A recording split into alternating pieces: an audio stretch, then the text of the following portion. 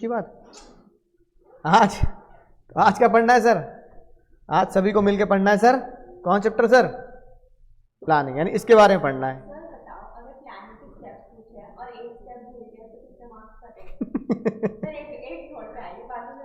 तो एक ही मार्क्स कटेगा।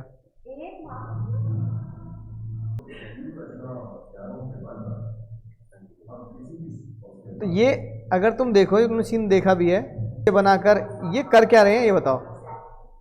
प्यादे प्यादे से, असली में तो चल नहीं रहा, ये तो एक बोर्ड पे रख के कुछ कर रहे हैं, है ना। तो इस पूरे कॉन्सेप्ट को अगर हम देखें तो इसी पूरे कॉन्सेप्ट को क्या बोला जाता है भैया? ओ बाबू, प्लानिंग बोला जाता है ना। मतलब में प्लानिंग, इसका मतलब इससे एक बात पता लगती है कि प्लानिंग कभी भी प्रेजेंट के लिए नहीं हो सकती, है ना। प्लानिंग कभी भी प्रेजेंट के लिए नहीं हो सकती, प्लानिंग पास्ट के लिए नहीं हो सकती, प्लानिंग हमेशा किसके लिए होगी? हाँ, भविष्य के लिए होगी, है ना, फ्यूचर के लिए होगी। ठीक है। अच्छा, अब एक कॉन्सेप्ट ये आता है फ्यूचर का। मैंने प्लान तो कर लिया, जैसे ये भैया ये सब करेंगे, फिर ये करेंगे, फिर ऐसा होगा, है ना। तो बस यहां पे प्लान करके ऐसे करके बस जीत गए? जीत गए क्या? छोटे छोटे डमी डमी डमी प्यादे प्यादे से बना के आगे जीत गए क्या हम? ये बताओ।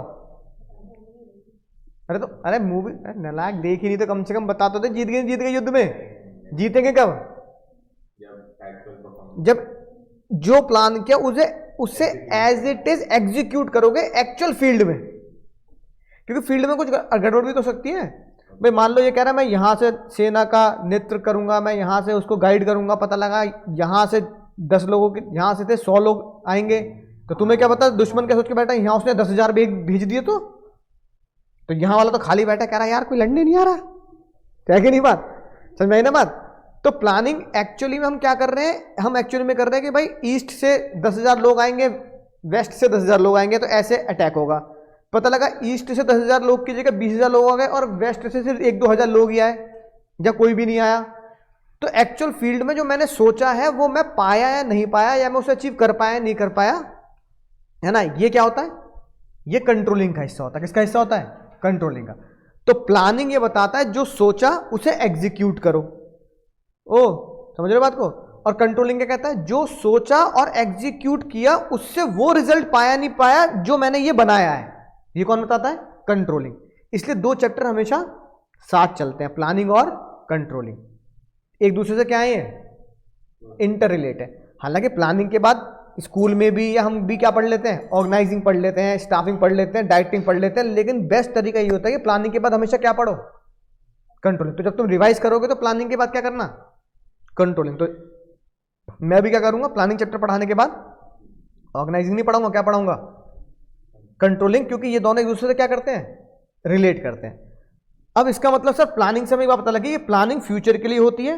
प्लानिंग में हमें फ्यूचर में जो भी काम करना है उसे सिर्फ प्लान करने से कुछ नहीं होगा, उसके लिए क्या करना पड़ेगा? उसे मुझे एग्जीक्यूट भी करना पड़ेगा। क्या करना पड़ेगा? एग्जीक्यूट भी करना पड़ेगा। और फिर कंट्रोलिंग का चैप्टर लगा के ये चेक भी करना पड़ेगा कि जो मैंने प्लान किया था वो मैंने अचीव कर पाया या नहीं कर पाया। प्लान तो तुम बहुत बड़े बड़े कर लेते हो भाई, 100 में 100 लाएंगे हम, है ना। ठीक है। तो अब भाई 100 में से 100 लाने हैं, चाहे सीयूईटी में लाने हैं, चाहे 100% लानी है, कोई भी बड़ा यूज कर लो। 100 में से जो भी 100 लाने हैं, सिर्फ सोचने से कुछ नहीं होगा। इसके लिए क्या करना पड़ेगा तुम्हें? उस प्लान का एग्जीक्यूशन भी करना पड़ेगा कि ये मेरा टारगेट पूरा कैसे होगा, है ना। एग्जीक्यूट करना पड़ेगा। इसलिए क्या बोलेंगे? अगर मैं तुम्हें बताऊं प्लानिंग क्या होगा, तो प्लानिंग को हम ऐसे डेफिनेशन कर सकते हैं। प्लानिंग के 2 सीक्रेट वर्ड क्या होंगे? Set the target. खाली टारगेट सेट करने से कुछ नहीं होगा। B in action, setting the target and B in action, achieve the target. ठीक है। अगला चीट कोड, प्लानिंग क्या टॉप लेवल करता है? नहीं बाबू नहीं, सारे लेवल पे करते हैं भाई। फ्लोर लेवल पे फोरमैन तो ये प्लान करेगा ना प्रोडक्शन का आउटपुट कितना होना चाहिए। ठीक है। और प्लानिंग की अगली खास बात हमेशा यही होती है कि प्लानिंग तभी हो सकती है जब आपके पास क्या हो? चॉइस हो, है ना। अब जैसे मुन्नी की शादी है, कोई चॉइस नहीं दी, ठीक है, अरे मतलब अरे सुन तो लो, अब उसकी शादी है तो पता लगा घर वालों ने कोई चॉइस नहीं, घर वालों ने बोला कि बस जो लड़का हमने पसंद कर लिया ठीक है उसी के साथ तुम्हारा गठबंधन किया जाएगा। फिर प्लानिंग क्या करनी, कुछ प्लानिंग नहीं करनी, फिर कोई प्लानिंग नहीं करनी भाई। लेकिन अगर घर वालों ने कह दिया कि 2-3 ऑप्शन दे दिए, 2-3 ऑप्शन मतलब जैसे फोटोज दिखा दी, या पुराने जमाने में लड़कियों का स्वयंवर होता था, बढ़िया था पहले, लड़कों के पास चॉइस नहीं थी, लड़कियों के पास चॉइस थी, ठीक है ना। क्या होता है ये, क्या होता है? अच्छा ओहो देख सकते हैं आज ये पता नहीं क्या चक्कर है, हम मुझे भी नहीं होता। बॉम्बर, बबल, अच्छा तो खैर वो सब नहीं कर रहा, मैं कह रहा हूँ कि जैसे पुराने जमाने में ना स्वयंवर, जैसे भाई सीता माता जी आई तो स्वयंवर में बहुत सारे लड़के थे, उसमें राम जी चुन लिए, तो आप प्लानिंग कर सकते हो आप, क्योंकि वहां पे आपके पास क्या चॉइस आजकल हो गए भाई, वो मैट्रिमोनियल साइट, वो शादी.com भारत, उसमें आप चॉइस कर सकते हो भाई इस जीवन साथी.com की इस लड़की से, इस लड़की से। लेकिन जहां पे चॉइस, एक भी चॉइस का मौका ना हो, तो मैनेजमेंट के नियम ये कहते हैं फिर अगर चॉइस का मौका नहीं है तो वहां प्लानिंग काम नहीं कर सकती, इसलिए एमसीक्यू में आ जाता है ये। आपके पास चॉइस नहीं, फिर प्लान क्या करना है, फिर तो जो है उसी को एग्जीक्यूट कर देना है ना, अगली चॉइस है ही नहीं। तो प्लानिंग हमेशा कहां काम करेगी बाबू, चॉइस, ये बात ध्यान रखनी है। तो क्या कितने चीट कोड निकले, setting the target, be in action, all levels, और you have to make the choice. हाँ यहां लिखा है, ये एनसीईआरटी की प्रेजेंटेशन है, तो क्या लिखना है, बी इन एक्शन। समझ में आ गया भैया बात, बोलो। अब आती है प्लानिंग जरूरी क्यों है, तो रोडीज के लिए क्या बनता है ना, कि जितनी भी पहले एक अभी आता है नहीं आता है रोडीज, अभी भी आता है, गंजे गंजे से 2 आते हैं, पता नहीं अब इतना हाइप नहीं है, पहले तो कुछ तो बहुत बीच में बड़ा चलता था भाई, है ना। तो खैर कोई नहीं, चलो रोडीज में ज्यादातर लोग क्या करते हैं, दिमाग लगाते हैं एक दूसरे को बाहर करने के लिए, खुद को गेम में बने रहने के लिए, तो रोडीज में प्लानिंग चलती है। इसलिए इंपॉर्टेंस ऑफ प्लानिंग हम रोडीज में देखते हैं। इसका मैंने स्पेलिंग गलत लिखी है, तो रोडीज की स्पेलिंग मैंने लिखी ROA नहीं है, RODIES। तो चीट कोड क्या याद रखेंगे, RODIES, ठीक है। इसमें R से क्या बनेगा, है ना, कोई नहीं, R से क्या बनेगा, रिड्यूस रिस्क। अभी पढ़ाऊंगा किस चीज का रिस्क रिड्यूस करता है प्लानिंग। O से बनेगा ओवरलैपिंग नहीं करते आप, ओवरलैपिंग नहीं होती। D से बनेगा बाबू प्लानिंग प्रोवाइड डायरेक्शन, प्लानिंग आपको एक दिशा दिखाता है कि क्या करना है। I से क्या बनेगा, इनोवेटिव आइडियाज। E से क्या बनेगा भैया, E से बनेगा इफेक्टिव डिसीजन मेकिंग, क्या बनेगा, इफेक्टिव डिसीजन। और S से बनेगा आपका स्टैंडर्ड फॉर कंट्रोलिंग, ठीक है, समझ आ गई बात। तो भैया ये हमारा चीट कोड हो गया, या हमारा सीक्रेट वर्ड हो गया प्लानिंग को याद करने का, इंपॉर्टेंस को। हालांकि प्लानिंग के स्टेप्स ज़्यादा पूछे जाते हैं, टाइप्स ऑफ प्लान पूछे जाते हैं, फिर भी डायरेक्ट क्वेश्चन भी आ गया तो हमें पता होना चाहिए कि चीट कोड के थ्रू लिख सकते हैं, है ना। सबसे पहला प्लानिंग प्रोवाइड डायरेक्शन, बिल्कुल सिंपल सी बात। प्लान से जब आप कोई भी चीज़ प्लान करके चलते हो तो आपको पता होता है मुझे दिन भर में क्या काम करना है। उसी प्लान को तो तुम स्कूल में स्कूल के पीरियड्स बोलते हो, है ना, वो बैग लगाते हैं ना, भाई आज अकाउंट्स की क्लास है, कोई क्लास है, लेकिन आज है ना इसकी क्लास नहीं है। तो वो जो आपका टाइम टेबल होता है वही तो डायरेक्शन होती है कि इस दिन ये किताबें लेके जानी है कि नहीं बात, राइट। तो प्लानिंग डायरेक्शन था। कंपनी में तो होता है कि इस महीने का ये प्रोडक्शन है, इतना तो प्रोड्यूस करना ही करना है, इसको काम को ऐसे करना है। तो प्लानिंग क्या करता है, आपको पहले से ही पता के चलता है कि भाई ये काम करना है ना। अब तुम बता दिए कि तुम्हारे इस दिन क्लास है BST की, इस दिन क्लास है अकाउंट्स की, तो प्लानिंग ने तुम्हें डायरेक्शन दे दी ना, और इसी समय है, तो प्लानिंग क्या करता है, पहले से डायरेक्शन देके चलता है, ठीक है। अगली बात, सबसे इंपॉर्टेंट बात जो MCQ में भी आती है, MCQ में कई बार ये पूछते थे, planning eliminate the risk, planning eliminate खत्म कर देता है रिस्क को। खत्म करता है क्या? बोलो नहीं, एमसीक्यू में नहीं लिखेंगे। रीजन बीइंग प्लानिंग एलिमिनेट नहीं करता, प्लानिंग सिर्फ क्या करता है? कम करता है रिस्क। यानी कि planning can only anticipate but can not eliminate. समझ में आई ना बात? तो प्लानिंग बस ये बताता है कि भाई आप अपने रिस्क को रिड्यूस कर सकते हैं, रिस्क को खत्म नहीं कर सकते। तो प्लानिंग से चलेंगे तो जो रिस्क है ना, अब जैसे बाहुबली ने प्लानिंग करी, अब इन्होंने जो प्लानिंग करी, इस प्लानिंग से रिस्क को रिड्यूस किया जाता है हारने के, लेकिन रिस्क हारने के रिस्क को एलिमिनेट नहीं कर सकते आप। समझ में आ गई ना बात? अब तुमने बंक प्लान किया, तो प्लान करने से क्या होगा? बता रहा हूं ना कैसे करना है। तो प्लानिंग में बंक प्लान किया तुमने, हाँ, कि आज मान लो पूरे 1 घंटे का बंक मारा, क्या मजा आया? कुछ मजा नहीं है। पूरे स्कूल का मारो, मजा आएगा, कम से कम 7-8 घंटे मजे लेंगे। तो तुमने बंक प्लान किया, जब स्कूल के लिए निकलेंगे तो कैसे कैसे करेंगे। इसका मतलब ये नहीं कि पकड़े नहीं जाओगे, कि तुमने प्लान कर लिया स्कूल मेरा है मान लो सेक्टर 71 में, मैं बंक प्लान करके 71 तो छोड़ो, नोएडा में रहूंगा, मैं दिल्ली चला जाऊंगा, मेट्रो पकड़े कहां चला जाऊंगा? सीपी। तुमने क्या किया? तुमने पूरी जगह ही बदल दी, है ना। तुमने प्लान भी लगाया कि नोएडा में यहां से मेट्रो में बैठेंगे तो सीपी तक 1 घंटा लगेगा, तो यानी कि अगर मेरी स्कूल की छुट्टी 1 बजे होती है तो मुझे 12 बजे वहां से बैठना, और मैं 1 बजे अपने स्कूल के आसपास पहुंच जाऊंगा, तो वहां से फिर घर चला जाऊंगा, चले जाऊंगा। तुमने पूरा प्लान किया, इससे तुम्हारा रिस्क तो कम होगा, किसका?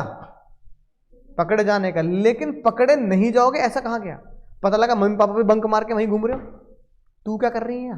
पापा पापा तुम क्या कर रहे हो? तुम तो ऑफिस बंक मार लिया है कि नहीं? बात होगा ऐसा? हाँ, और क्या, मैं पिटा हुआ भी हूं। लेकिन मैं बताऊं तो मैंने स्कूल में बंक इसलिए नहीं मारे क्योंकि हमारा स्कूल ही ऐसी जगह थी जहां लोग बंक मार के आते थे। मेरा जो स्कूल है ना, सर्च करना, मेरा स्कूल है गाजियाबाद में, इंग्रहम इंस्टीट्यूट।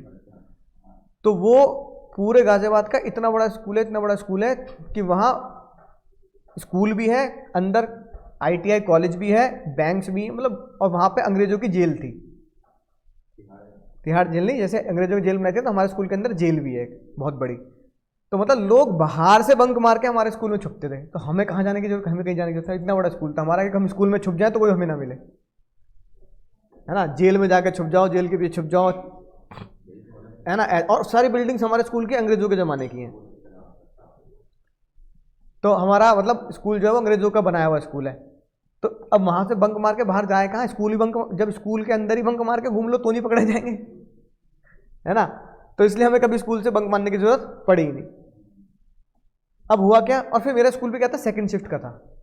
एक्चुअली मेरे मम्मी पापा दोनों जॉब करते हैं, तो स्कूल मेरा 7 बजे का नहीं था, मेरा स्कूल था 12:30 से 5 का। हाँ, केवी की तरह, कि जब मम्मी 10 बजे ऑफिस जाती थी तो स्कूल ड्रॉप कर दिया, तो हम स्कूल में रहते थे। चौकीदार को बता दिया ये बहुत खतरनाक बालक है, इनको बाहर मत जाने देना, मेरे भाई को, तो समझ जाता था। तो हम स्कूल के अंदर चले जाते थे, फिर शाम को 5 बजे चौकीदार भैया हमें बाहर जाने देते थे। तो सेकंड शिफ्ट में हम पढ़े पूरी 12वीं क्लास तक। रीजन बीइंग क्योंकि मम्मी पापा जॉब करते तो सेकंड शिफ्ट वालों को थोड़ा कंफर्टेबल रहता, बच्चों को चिंता नहीं होती, स्कूल में रहेंगे।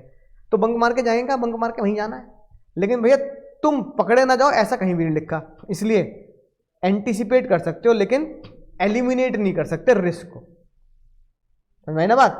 बोलो अगली बात। प्लानिंग किसको रिड्यूस, किस चीज को कम करता है? ओवरलैपिंग। यानी ओवरलैपिंग का मतलब होता है एक ही काम को डबल 2 बार कर देना।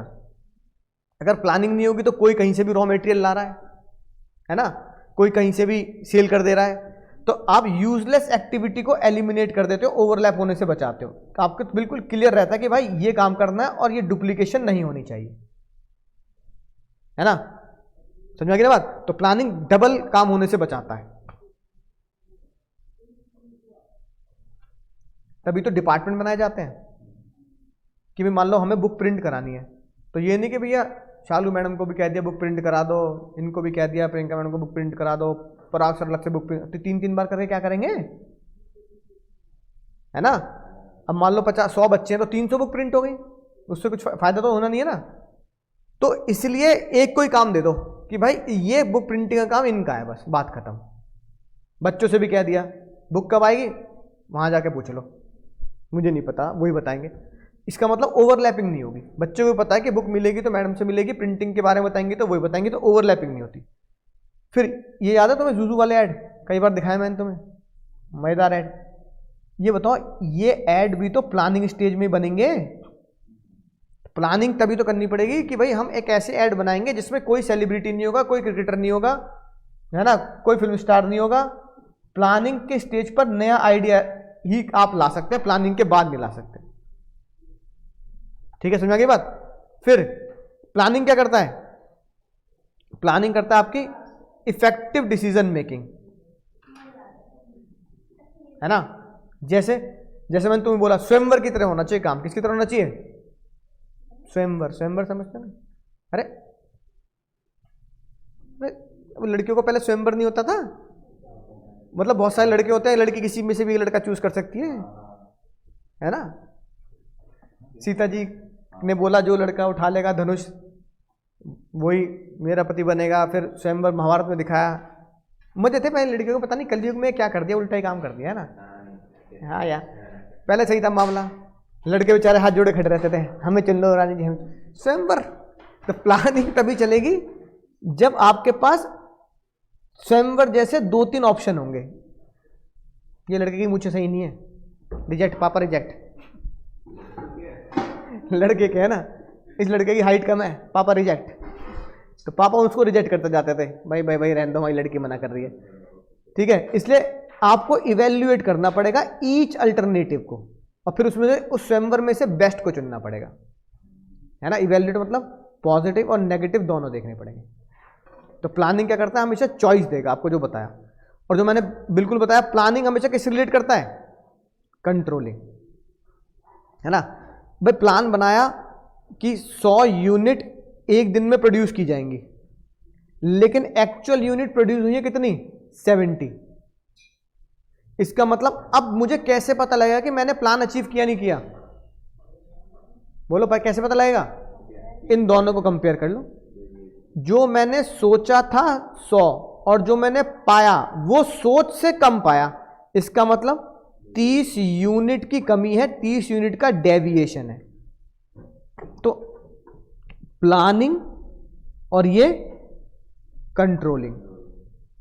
अब किसी भी चीज को चेक करना है, कंट्रोलिंग मतलब चेक, किसी भी चीज को चेक करना है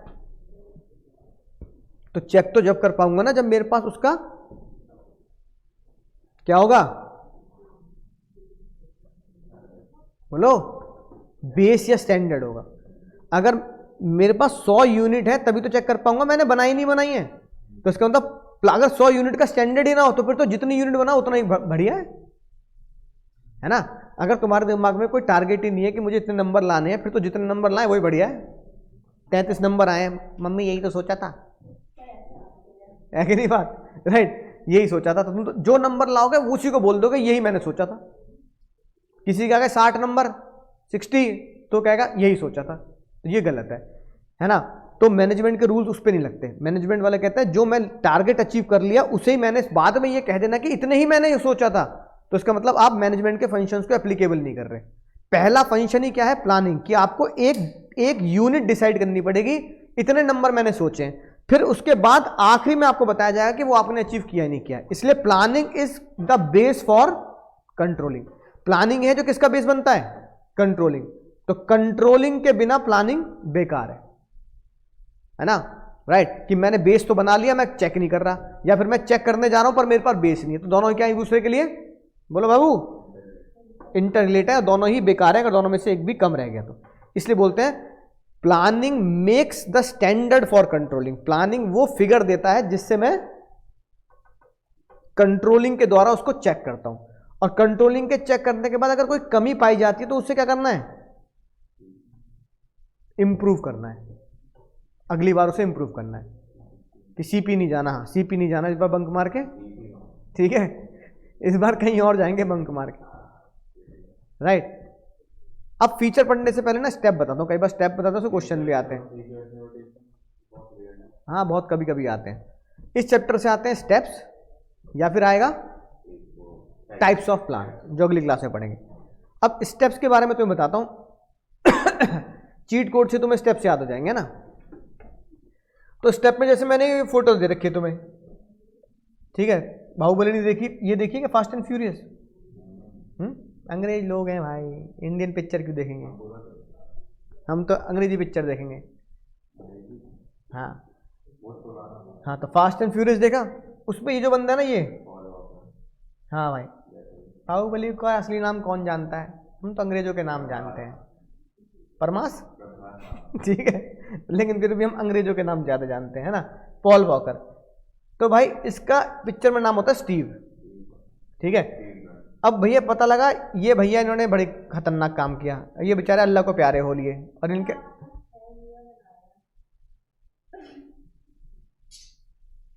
डेविएशन काउंट हो रहा है। खोपड़ी वहां नहीं चल रही होगी जो समझा रहा हूं मैं। हाँ, क्या खाया आज, पूछूंगा मम्मी से क्या खिलाया जिसे, इसका दिमाग ज़्यादा तेज चल रहा है, जेम्स बॉन्ड की तरह उंगलियां गिन रही हैं बैठ के। ऋतिक रोशन है कि ऋतिक रोशन का हाथ है ये, क्या करोगे तुम, ऋतिक रोशन का हाथ हो सकता नहीं हो सकता भाई, बहुत तो होगी 6 उंगली, बात खत्म। हाँ, कि ये हाथ जो मैं बनाता हूँ वो ऋतिक रोशन बनाता हूँ, और पराक्षर जो बनाते हैं वो अपना बनाते हैं, ठीक है। तो भाई फ्लो तोड़ देते हो बीच में। तो ये जो भाई इनके अल्लाह को प्यारा होने का कारण पता क्या था,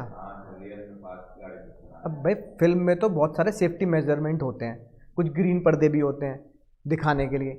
अब ये भाई साहब इन्होंने कोई गाड़ी खरीद ली भयंकर सी, और इन्होंने उसे एक्चुअल ही रोड पे इतनी तेज चलाया कि भिड़ गई जाके पेड़ में, और इतनी हाईटेक गाड़ी जिसमें सारे के सारे एयर बैग्स भी एक साथ खुले भी होंगे ना तो भी नहीं बचा बंदा। हाँ, पोर्श की जो भी हो गया ना। तो अब पर क्या करें, पिक्चर देखी थी तो भैया चलो पॉल वॉकर बढ़िया भी लगते थे, तो इनको श्रद्धांजलि देते हुए मैंने बोला पॉल वॉकर, जिनका नाम स्टीव ब्राइन है इस पिक्चर में, है ना, बेचारे अल्लाह को प्यारे हो लिए इन फास्ट एंड फ्यूरियस एक्शन करते हुए। हालांकि रियल लाइफ में ऐसा काम करना नहीं चाहिए, हेलमेट भी नहीं बचा पाया है ना, सीट बेल्ट बचा पाए। तो अब ये जो है ये स्टेप्स है बाबू, क्या है स्टेप्स, स्टेप्स को कभी भी हम शफल नहीं कर सकते। ऑनलाइन में बच्चों साथ साथ लिखते जाएंगे, स्टेप्स को कभी भी हम क्या नहीं कर सकते भैया, शफल नहीं कर सकते। तो इसलिए एस से क्या बनेगा, सेटिंग द ऑब्जेक्टिव। डी से क्या बनेगा, नहीं बाबू, डेवलप द प्रीमाइसेस, अभी बताऊंगा क्या होता है। आई से क्या बनेगा, identify alternate course of action, यानी कि दो ऑप्शन होने चाहिए तभी प्लानिंग काम करती है, वरना नहीं करती। ई से क्या बनेगा, जो 2 ऑप्शन है उसे इवेल्युएट करो, प्रॉज एंड कॉन्स ढूंढो उसके, फिर प्रॉज एंड कॉन्स के बाद एक को क्या कर लो, सेलेक्ट, और जो तुमने सेलेक्ट किया है अब उसे क्या करो, इंप्लीमेंट, और फिर क्या करो, follow the action. Follow the action को ही बोलते हैं चेकिंग करना, कंट्रोल करना। फॉलो अप द एक्शन की जो मैंने सोचा वो मैंने पाया नहीं पाया, उसी को बोलते हैं कंट्रोलिंग या चेकिंग, जो सोचा वो पाया या नहीं पाया। समझ में आ गई बात। अब इसको एक एग्जाम्पल के थ्रू तुम्हें समझाता हूं, है ना। अब ध्यान से देखेंगे सर क्या एग्जाम्पल है, एग्जाम्पल के थ्रू समझेंगे भाई। अब मान लो त्योहार का मौसम आया, हाँ तुमको नहीं कर रहे हैं, घबराएगा नहीं, त्योहार का मौसम आया। कौन सा त्योहार आया, नहीं माई, ना दिवाली ना क्रिसमस, तुम्हारा अपना पर्सनल त्योहार, मोहब्बत का वैलेंटाइंस डे। पूरे हफ्ते त्योहार बनाया, चॉकलेट डे, ये डे वो डे, एंड में चाटा डे, है ना ठीक है। तो चॉकलेट से शुरू किया, चाटे पे खत्म हो गया, असलियत मिस्टर वैलेंटाइन समझा गए हम, है ना। अब जो त्योहार बना रहा है वो तो त्योहार बनाएगा, लेकिन एज अ बिजनेसमैन मैं क्या सोचूंगा कि इस त्योहार पे अपना बिजनेस कैसे ग्रो किया जाए, है ना बाबू, इस त्योहार पे अपना बिजनेस कैसे ग्रो किया जाए। तो मैंने देखा कि त्योहार वाले दिन लोग बाग 2 चीज़ों का बहुत ज़्यादा इस्तेमाल करते हैं, चॉकलेट, फ्लावर और वो टेडी बियर टाइप के टॉयज जो होते हैं, है ना। तो मैंने देखा एक काम करता हूँ, अपनी शॉप पे ना इनका स्टॉक बढ़ा देता हूँ, स्टॉक बढ़ा के रखता हूँ, सॉफ्ट टॉयज टेडी बियर लेके आऊँगा, बढ़िया बढ़िया, बड़े भी छोटे भी, है ना, इतने बड़े भी कि उसमें आदमी घुस जाए पूरा, ठीक है, ऐसे ऐसे भी लेके आऊँगा, फिर कुछ चॉकलेट्स वगैरह रख दूंगा, और फिर गुलाब के फूल महंगे बिकते हैं उस दिन, उन दिनों, है ना, तो गुलाब के फूल रख लेंगे। अब एज अ बिजनेसमैन मैं ये सोचूंगा, तो सबसे पहला स्टेप मैंने क्या किया, ऑब्जेक्टिव सेट कर लिया, increase the sales and increase the profit by selling soft toys and flower bucket. एक एक रोज की स्टिक दूंगा 100-100 रुपए की, जो मिलती है कितने की, 20-20 की, है ना, तो एक हफ्ते में ही पैसा कमा लेंगे, राइट। ये मैंने सोचा, ये मैंने अपना टारगेट सेट किया। डेवलप प्रीमाइसेस का मतलब होता है कि जो बिजनेस ग्रो करने के बारे में मैं सोच रहा हूं, उसके बारे में ये सोचना कि वो सच में ग्रो होगा तो कैसे होगा। जैसे मैंने सोचा कि गवर्नमेंट की पॉलिसी इस त्योहार को लेकर क्या रहेगी, फेवरेबल रहेगी। मतलब गवर्नमेंट ये नहीं कहेगी भाई कि वैलेंटाइंस डे हम इंडिया में बैन कर देंगे, ऐसा कर देंगे, वैसा कर देंगे, बजरंग दल वाले इन्हें कूटते नहीं फिरेंगे, है ना, राइट, तो तुम पकड़े नहीं जाओगे। तीसरा, जो लोग त्योहार बना रहे हैं वो सच में ही क्या खरीदेंगे, they are ready to buy flower and toys, है ना। गवर्नमेंट पॉलिसी मतलब लेबर उसकी क्या होगी, चीप होगी। मतलब जिनसे मैं टॉयज बनवा रहा हूँगा तो वो कहेंगे कि भाई सस्ते में बना देंगे। उसका रॉ मटेरियल भी क्या रहेगा, बोलो, सस्ता रहेगा। उस पे जीएसटी और टैक्सेस के रेट भी क्या रहेंगे, कम रहेंगे। मतलब गवर्नमेंट ये ना कहते यार इतने लोग टॉयज खरीदते हैं, टॉयज पे ना जीएसटी का रेट पहले था फॉर एग्जांपल 18%, उसको 28% कर देते हैं, तो महंगा हो जाएगा प्रोडक्ट, है ना। फिर मैं सोचूंगा कि भाई उस दिन बारिश नहीं होगी, कई बार सर्दियों में बारिश हो जाती है, बारिश नहीं होगी, या इस तरह के मैं जो थॉट्स लूंगा गवर्नमेंट को लेकर, उसके रॉ मटेरियल को लेकर, टैक्सेस को लेकर, लेबर को लेकर, और उसकी बाइंग पावर को लेकर, यानी कि डिमांड को लेकर, इनके बारे में सोचना होता है डेवलप प्रीमाइसेस। बोलो भाई, समझ में आ गई ना बात। जैसे लॉकडाउन नहीं होगा तो फिर क्या फायदा होगा, मैं इतने फूल चॉकलेट इकट्ठे कर ली, यहां गवर्नमेंट कह रही है उस दिन भारत बंद रहेगा, तो क्या फायदा होगा, नुकसान होगा ना एज अ बिजनेसमैन। तुमसे ज्यादा ब्रेकअप तो मेरा हो जाएगा, है ना। नुकसान, इतना स्टॉक का रखूंगा, पेरिशेबल नेचर है क्या, फ्लावर और चॉकलेट। तो ये मैंने सोच लिया कि यार डिमांड हाई रहेगी, गवर्नमेंट पॉलिसी फेवरेबल रहेगी, टैक्सेस के रेट भी स्टेबल, और रॉ मटेरियल और लेबर भी स्टेबल रहेगी, ठीक है। क्योंकि बिजनेसमैन हमेशा किस पे चलता है, एक पॉजिटिव सोच पे चलता है। उस पॉजिटिव सोच को बोलते हैं डेवलप प्रीमाइसेस। फिर मैंने 2 ऑप्शन चूज किए, क्योंकि बिना 2 ऑप्शन के प्लानिंग नहीं चल सकती। पहला ऑप्शन, जो मैं सॉफ्ट टॉयज लेके आऊंगा या तो वो मशीन बेस्ड बने होंगे, या फिर वो जयपुर से हैंड बेस्ड लेके आऊंगा, जो वो कठपुतली टाइप के बनाते हैं। तो बहुत सारी लेबर जयपुर में ऐसी मिलती है जो हैंडमेड टॉयज बना देती है। तो मेरे पास 2 ऑप्शन आ गए। अब मैंने दोनों ऑप्शन को इवेल्युएट किया कि मशीन का पॉजिटिव ये है कि उसकी शेप, बनावट और तरीका एकदम क्या होगा, परफेक्ट। लेकिन नेगेटिव पॉइंट क्या है, कॉस्टिंग उसकी ज्यादा होगी।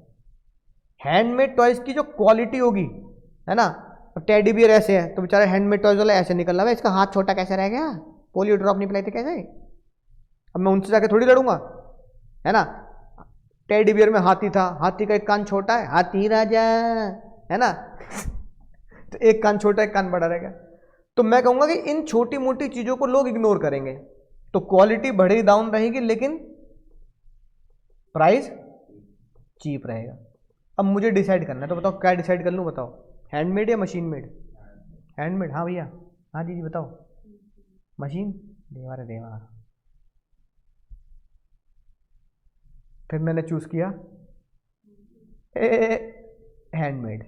मैंने कहा सस्ता। अब भैया कॉलेज के बच्चे होंगे, है ना, पोस्ट ग्रेजुएशन के बच्चे होंगे, तो बेचारे पॉकेट मनी से कहाँ महंगी महंगी चीज़ें खरीदेंगे। और वैसे भी ब्रेकअप के बाद वो टॉयज वॉयज सब फाड़ के फेंक नहीं है, कूड़ा ही निकलना उसमें से, सस्ता दे देते हैं ठीक है। तो जिसकी जेब से जाता है, लड़कों की जेब से, तो इसलिए बेचारे कहते हैं सस्ता वाला लो सर, हैंडमेड का क्यों महंगा गिफ्ट देना। सही बात है भाई, लड़कों वाली सोच, सही बात है ना, ठीक है। अब सुनो ध्यान से, तो मैंने कहा हैंडमेड बनाएंगे, यानी कि मैं जयपुर जाऊंगा। अब मैंने कौन सा चूज कर लिया, select the best one is handmade toys. सुनो आप, इंप्लीमेंट कैसे करूंगा? कॉन्ट्रैक्ट करूंगा विद टॉय मेकर लेबर, है ना, कॉन्ट्रैक्ट करूंगा जहां मुझे वो स्टोर करके रखने, अगर मेरी शॉप छोटी है तो मैं गो डाउन, इस तरीके से बात है। और फिर फॉलो अप क्या करूंगा कि फिर मैं 14, 15, 16 यानी फरवरी एंड में देखूंगा कि जो मैंने सोचा क्या वो मैंने पाया या नहीं पाया। यानी मैंने सोचा सेल, क्या सोचा मैंने, ये सारी चीजें कि सेल हाई रहेगी, फेवरेबल रहेगा मामला सारा, लव इन द एयर, इस तरह की बातें चल रही होंगी, है कि नहीं बात। लेकिन पता लगा वहाँ गड़बड़ होगी मामला। 14 तारीख को घर वाले स्कूल कॉलेज छोड़ने जा रहे हैं बच्चों को, पापा ही लेने आ रहे हैं, बजरंग दल वाले डंडे ले लेके घूम रहे हैं, जो सच में भाई बहन है उन्हें भी पीट दे रहे हैं। तो भाई अगर जो सोचा और वो पाया फिर तो बात खत्म होगी, लेकिन जो सोचा अगर वो नहीं पाया तो फिर मुझे अपने प्लान को डिफाइन करना पड़ेगा, यानी रीलॉन्च करना पड़ेगा, कुछ और सोचना पड़ेगा अपनी सेल को बढ़ाने के लिए। यानी कि वो फरवरी का वैलेंटाइन मामला नहीं चला, फिर होली का कुछ सोचूंगा मैं, या अगले साल सोचूंगा तो इस तरह की नहीं, कुछ और तरीके की प्लानिंग सोचूंगा। यानी उसे हम बोलते हैं करेक्टिव एक्शन। तो फिर मैं कंट्रोलिंग प्रोसेस लगाऊंगा अगर वो मेरा काम नहीं चला तो। समझ गए? यही एग्जाम्पल आप एग्जाम में लिख के आएंगे। टॉयज ही लिख के आ जाना, handmade toys and machine made toys, और पूरा स्टेप बाय स्टेप ये लिख के आ जाना। बस ये 14 फरवरी या ये सब बातें मत लिखना, है ना, ठीक है। कभी एग्जामिनर तुम्हारा कहे ओह बहुत ही ज़्यादा रोमांटिक बच्चे हैं ये हमारे, इनका स्कूल पता करो कौन सा है, नोएडा के बच्चे हैं, है कि नहीं बात। तो कोचिंग भी पता करो इनकी। तो इसलिए बस नॉर्मल एग्जाम्पल लिख के आ जाएंगे, ठीक है। Set the objective. एक बात ध्यान रखना, जब भी ऑब्जेक्टिव सेट करने होते हैं तो हमें दो तरह के ऑब्जेक्टिव हमारे दिमाग में आते हैं। एक होते हैं क्वांटिटेटिव, कैसे वाले बाबू, क्वांटिटी। एक होता है क्वालिटी। क्वालिटी का मतलब होता है, क्वांटिटी का मतलब होता है न्यूमेरिक फॉर्म में, परसेंटेज फॉर्म में मैं डिस्क्राइब कर पाऊँ। क्वालिटेटिव मतलब होता है जैसे, हाँ मुझे इस बच्चे का IQ चेक करना है, अब भाई वो मैथ्स में तेज है, अकाउंट्स में 0 है, तो क्या वो जीरो बटा सन्नाटा है वाला, समझ में आई ना बात। तो बड़ा मुश्किल होता है IQ चेक करना। अब जैसे मिस्टर वर्ल्ड, मिस वर्ल्ड, तो मतलब अगर हम भेद करें काले गोरे का, तो मतलब जो ब्लैक कंट्रीज या ब्राजील हो गए वहां की लड़कियां तो मिस वर्ल्ड बन ही नहीं सकती, है ना। लेकिन ऐसा तो नहीं है कि कभी नहीं बनी हो, बनती तो है। तो इसका मतलब कि मिस वर्ल्ड बनाने का क्राइटेरिया कभी भी लुक्स के साथ साथ रंग पे नहीं हो सकता, उनके जवाब देना, उनको कुछ और एक्टिविटी कराना, है ना, इस तरीके से। तो ये बड़े मुश्किल होते हैं, है ना। इंडियन ब्राउन हो गए तो क्या ब्राउन लड़कियां मिस वर्ल्ड नहीं बन सकती, पर मानुषी चिल्लर तो बन गई, है ना। उससे पहले सुष्मिता सेन भी बनी, ऐश्वर्या राय भी बनी, प्रियंका चोपड़ा में। तो ब्राउन होना क्राइटेरिया नहीं होता कि हम मिस वर्ल्ड बने ना बने, हाँ। और बिल्कुल ही व्हाइट हो जाना ऐसा नहीं है कि मिस वर्ल्ड का ये बेस्ट क्राइटेरिया होगा। तो इसका मतलब ब्राउन और ब्लैक मिस वर्ल्ड में फिर तो भाग ही ना ले। तो इसमें ना क्वालिटेटिव मामले में नापना बड़ा मुश्किल होता है। इसलिए ऑब्जेक्टिव हमेशा कैसे सेट करो, क्लियर एंड क्वांटिटेटिव। क्वांटिटी मतलब नंबरिक, न्यूमेरिक और परसेंटेज फॉर्म में। ये मैंने फोरकास्ट कर लिया, इसका चीट कोड क्या है, फोरकास्ट। क्या दिक्कतें आ सकती हैं, क्या दिक्कतें नहीं आ सकती, मैं अजम्पशन ले लूंगा। फिर 2 कोर्स ऑफ एक्शन डिसाइड करेंगे, मशीन या हैंडमेड। फिर हमने दोनों के पॉजिटिव नेगेटिव ढूंढ लिए। फिर हमें पता लगा हैंडमेड ज़्यादा बेटर है, तो हैंडमेड को सुटेबल को हमने सेलेक्ट कर लिया। फिर प्लान को लेबर के साथ कॉन्टेक्ट करके, मशीनें खरीद कर या रॉ मटेरियल खरीद के इंप्लीमेंट किया। फिर ये चेक किया जो मैंने सोचा था वो इफेक्टिवली पाया या नहीं पाया, क्या मेरे गोल्स अचीव हुए या नहीं। बोलो नलायको, जमती है बात, जमती बात, मोदी पूछ रहे हैं, जमती ना बात।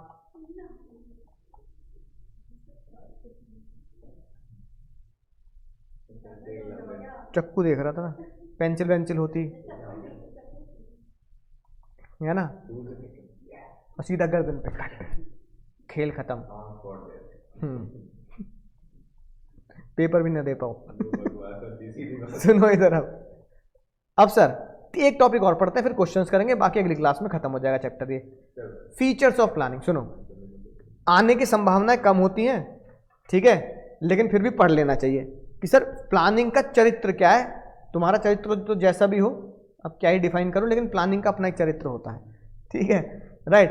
तो प्लानिंग का चरित्र ये है कि सबसे पहले प्लानिंग क्या करता है, आपका ऑब्जेक्टिव बताता है। क्योंकि स्टेप नंबर 1 क्या है, तो प्लानिंग कहता है मेरा चरित्र ये कि स्टेप नंबर 1 में मैं हमेशा ऑब्जेक्टिव बताऊंगा। तो सेटिंग द ऑब्जेक्टिव, यानी planning function start with the objective, कि मेरा टारगेट क्या है, मेरा अचीवमेंट करने का मेरा गोल क्या है। तो प्लानिंग बिल्कुल मीनिंगलेस है जब तक तुम्हें यह ना बताया जाए कि मेरा प्री डिटरमाइंड गोल क्या है। इसीलिए सबसे पहला फंक्शन, जैसे पहला नशा, गाना सुना ही है तुमने, तो इसलिए पहला नशा मतलब पहला फंक्शन, पहला नशा मतलब बाबू पहला फंक्शन। तो planning is the first function. जब प्लानिंग के बाद organizing, staffing, directing, controlling, that is why planning is primary, यानी फर्स्ट फंक्शन है ऑफ द मैनेजमेंट। आसान हो गया। फिर प्लानिंग की डेफिनेशन में हमने एक बात जानी, प्लानिंग सिर्फ टॉप लेवल वाले करते हैं, नहीं, ये एक भ्रम है। प्लानिंग टॉप लेवल वाले करते हैं कंपनी के गोल्स के लिए, लेकिन प्लानिंग लोअर लेवल पे भी चलती है, इसलिए लिखेंगे planning is done at all the level. तो लोअर लेवल वाला प्रोडक्शन प्लान करता है, क्वालिटी प्लान करता है, वेस्टेज कहता है कि ये नहीं करता। हर डिपार्टमेंट की और हर लेवल की प्लानिंग होती है। अब प्लानिंग क्या एक दिन करोगे? नहीं भाई, प्लानिंग तो रोज ही करनी है ना, ठीक है। वो बंक वाला एग्जांपल ले लिया तो इसका मतलब ये नहीं कि सर अरे सर मैं दोबारा नहीं करूंगा बंक, नहीं, हम तो मैनेजमेंट के उससे सीख रहे हैं ना। अब जैसे यहाँ पे प्लानिंग रोज होगी नहीं होगी, है ना, यहाँ प्लानिंग होगी भाई सर्दियों की छुट्टी रखनी है नहीं रखनी है, बच्चों को क्रिसमस पे किशमिश बांटेंगे, हाँ किशमिश पे किशमिश बांटेंगे, बादाम भी ले लेना चलो, नहीं नहीं नहीं किशमिश ड्राई फ्रूट्स, है ना। चॉकलेट तो बांट दी होंगी सर ने, नहीं बांटे? अच्छा तुम आए नहीं थे क्या उस दिन? जो वो हुआ था, हाँ एनुअल फंक्शन। एक तो पार्टी में नहीं आते, डांस करने नहीं आते, फिर चॉकलेट भी नहीं ले रही, क्यों नहीं आया भाई? अरे भैया यहीं तो आना था पास में, 52 में पास में था, 10 मिनट का रास्ता है। नहीं नहीं पता नहीं, हाँ जहाँ भी रखा था स्कूल में था वो, नाइट एंगल स्कूल, हाँ। पार्टी भी मारी गई, डांस भी मारा गया, गेम्स भी मारे गए, चॉकलेट भी मारी गई, बताओ यार, है ना। आ जाते अब तो बाकी मैम बताएंगे। तो प्लानिंग क्या है, इसलिए कहते हैं प्लानिंग एक दिन नहीं होती, बड़ी बड़ी कंपनी में डेली प्लान करना पड़ता है, डेली प्रोडक्शन, है ना, डेली। तो at the end of the period there is need for, हर बार एक नए प्लान की जरूरत पड़ती है आगे ग्रो करने के लिए। बाहुबली की वीडियो देख के क्या पता लगा? प्लानिंग इज फ्यूचरिस्टिक, यानी व्हाट टू डू, है ना, व्हेन टू डू, यही बताता है प्लानिंग। कभी भी प्लानिंग पास्ट की नहीं हो सकती, पास्ट में टाइम ट्रेवल नहीं है ना हमारे पास, तो पास्ट में जा नहीं सकते। प्लानिंग में क्या इन्वॉल्व है? डिसीजन मेकिंग, मतलब चॉइस, है ना, कि हैंडमेड टॉयज लेने हैं या मशीन वाले लेने हैं। तो प्लानिंग तभी काम करती है जब आपके पास दो या दो से ज़्यादा क्या होते हैं, अल्टरनेटिव। और प्लानिंग ही वो प्राइमरी फंक्शन है जिसमें आपको कुर्सी से उठने की जरूरत नहीं है, कोई ईंटें और, है ना, सीमेंट के बैग सर पे रख के ढोने नहीं है, तो मैं कहीं ले जाने नहीं है। मेंटल एक्सरसाइज, सोचना है बस, है ना, कि मैं करूं तो क्या करूं और किस दिशा में जाऊं, कौन सा प्रोडक्ट, है ना, कौन सा प्रोसेस मेरे बिजनेस के लिए फायदेमंद रहेगा। तो प्लानिंग लॉजिकल और सिस्टमेटिक थिंकिंग चाहता है, गैस वर्क नहीं कर सकते आप। चल ट्राई कर लेते हैं, ऐसा नहीं होता। बात समझ में आ गई? बोलो भैया, राइट। तो प्लानिंग के हमने क्या पढ़ी? इंपॉर्टेंस, रोडीज, प्लानिंग जरूरी क्यों है। फिर हमने क्या पढ़ा? स्टेप्स पढ़े, ठीक है। तो पहले इनसे रिलेटेड केस स्टडी देखते हैं कि इनसे रिलेटेड हमारे एग्जाम में कैसी केस स्टडी बन सकती है, ठीक है। ऑनलाइन वाले बच्चे साथ साथ देखते जाएंगे। तो पहले देखते हैं सर, ये देखते हैं इसमें क्या पूछा है। वो बड़ा मजेदार क्वेश्चन है। एक तो कह रहा है लाइन कोड कर भाई, और लाइन कोड करके बता features.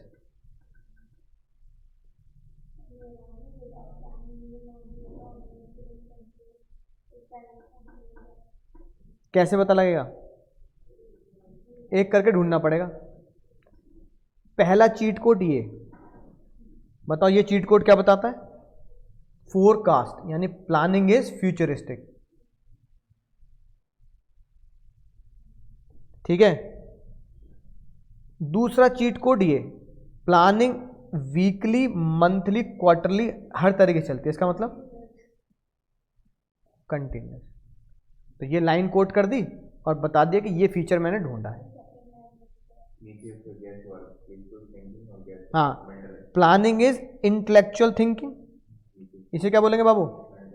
Mental exercise. Planning is mental exercise. और बस यही है। सेकंड लाइन में क्या है?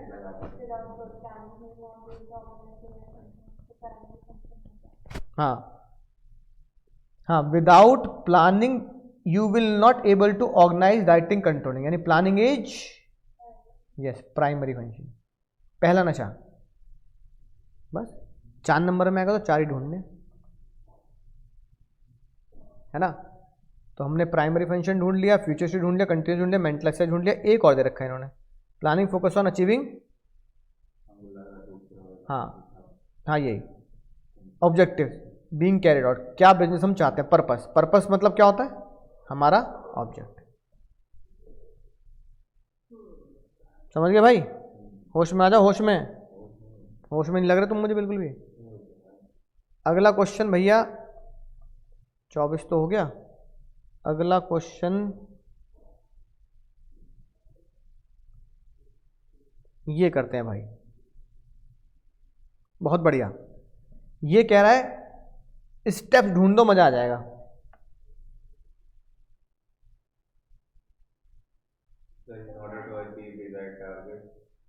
पहले अब खुद ढूंढ लो, जल्दबाजी मत करो, मतलब एक एक करके बताओ, पहले तुम ढूंढो, फिर मैं डिस्कस करूंगा।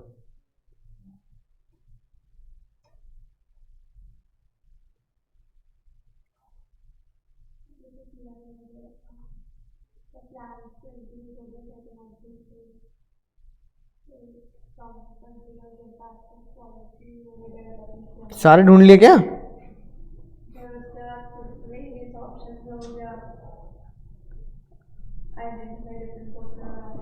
ऑनलाइन वालों को देखते हैं क्या गुल खिला रहे हैं। अरे ऑनलाइन वाले कहाँ टके हो भैया, तुम साथ साथ ढूंढते रहना।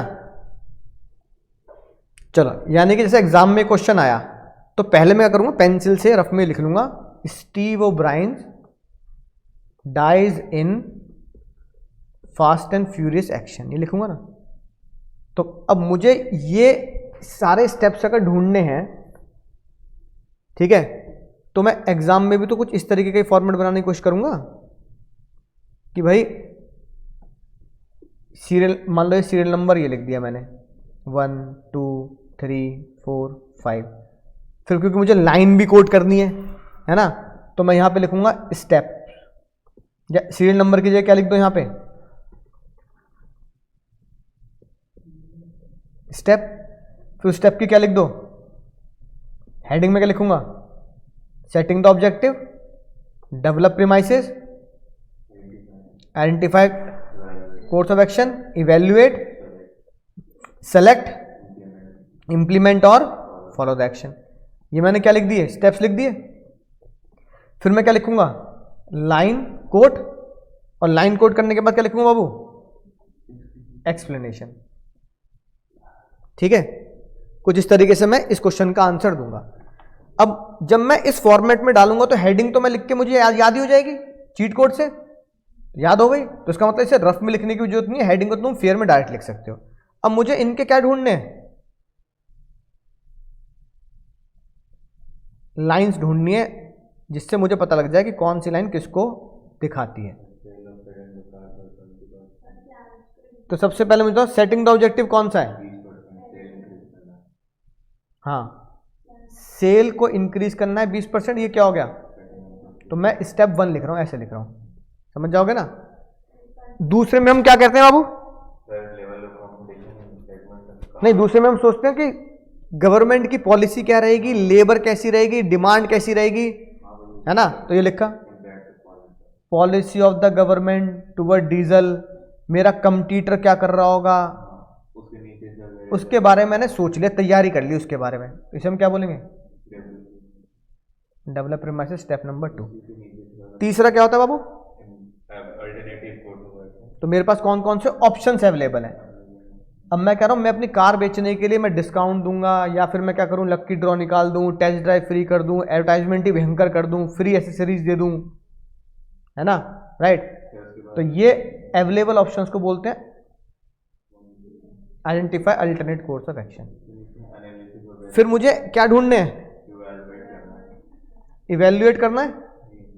तो इवेल्युएट को मैं वर्ड देता हूं एनालिसिस, कि मैंने अलग अलग ऑप्शन को क्या किया, इवेल्युएट किया। तो ये क्या हो गया, पॉइंट नंबर 4, DIE से इवेल्युएट, IS,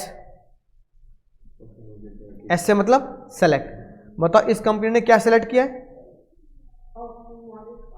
कैसे पता लगा, company decides to pursue option of discount. तो ये क्या हो गया मेरा 5। फिर अगला क्या होता है भैया, इंप्लीमेंट का मतलब क्या होता है, खुद लिख ही रहा है, in order to implement the plan discount packages बना दिए गए और साथ साथ कम्युनिकेट भी कर दिए गए। तो ये क्या हो गया हमारा, फॉलो अप एक्शन दिख रहा है कहीं, बेटा फॉलो अप एक्शन दिख रहा है कहीं, कहाँ,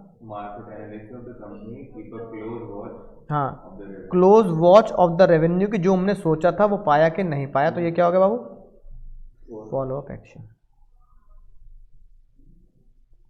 समझ गए भैया। इस तरह क्वेश्चन तुम्हें देखने के लिए, है ना, मिलेंगे। जैसे मैंने फॉर्मेट बनाया वैसे बना दो, चाहे जैसे ऐसे बन रहा है ना ऐसे बना दो। तो आपको फॉर्मेट बनाना आना चाहिए। 23 हो गया, 24 हो गया। टाइप्स ऑफ प्लान के क्वेश्चन ज़्यादा हैं, तो अगली क्लास में टाइप्स ऑफ प्लान ही करेंगे। टाइप्स ऑफ प्लान सारे क्वेश्चन टाइप्स ऑफ प्लान के हैं।